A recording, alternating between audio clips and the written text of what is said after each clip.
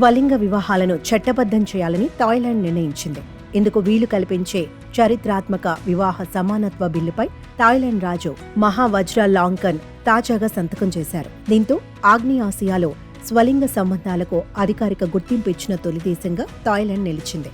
2025 జనవరి 22 నుంచి ఈ నిర్ణయం అమల్లోకి వస్తుందని థాయ్ ప్రభుత్వం పేర్కొంది.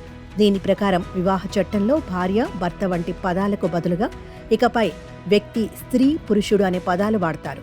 స్వలింగ జంటకు దత్తత, వారసత్వంతో పాటు పూర్తిస్థాయి ఆర్థిక, వైద్య, చట్టపరమైన హక్కులు లభిస్తాయి. అయితే ఇతర ఆసియా దేశాలతో పోలిస్తే స్వలింగ సంపర్కులు ఎల్జీబీటీక్యూలకు థాయిలాండ్లో మొదటి నుంచి స్వేచ్ఛ ఎక్కువే ఉంది. అయినా పూర్తిస్థాయి హక్కుల కోసం వారు గత 20 ఏళ్లుగా డిమాండ్ చేస్తూ వస్తున్నారు.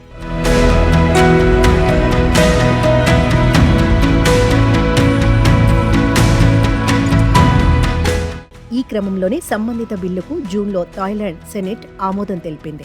ఇక తాజాగా థాయ్ రాజు ఆమోదంతో ఈ బిల్లు చట్టరూపు దాల్చింది. ఇది చరిత్రాత్మకమంటూ ఎల్జీబీటీక్యూ ఉద్యమకారులు హర్షం వ్యక్తం చేస్తున్నారు. చరిత్రలో చెరిగిపోని ఒక పేజీని లిఖించుకున్నామని, సమానత్వానికి, మానవ గౌరవానికి దక్కిన విజయం ఇదని అన్నారు. ఎల్జీబీటీక్యూ హక్కుల కోసం దీర్ఘకాలంగా పోరాటం చేశామని తెలిపారు. ఈ చట్టం అమల్లోకి రానున్న జనవరి 22న దాదాపు 1000కి పైగా ఎల్జీబీటీక్యూ జంటలకు సామూహిక వివాహాలు నిర్వహించే యోచనలో ఉన్నట్టు వారు వెల్లడించారు.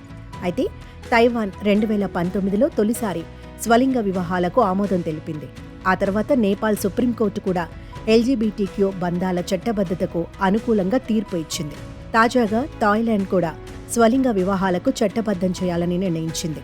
దీంతో ఇప్పటి వరకు తైవాన్, నేపాల్ తర్వాత ఆసియాలో స్వలింగ వివాహాలకు చట్టబద్ధత కల్పించిన 3వ దేశంగా థాయిలాండ్ నిలిచింది.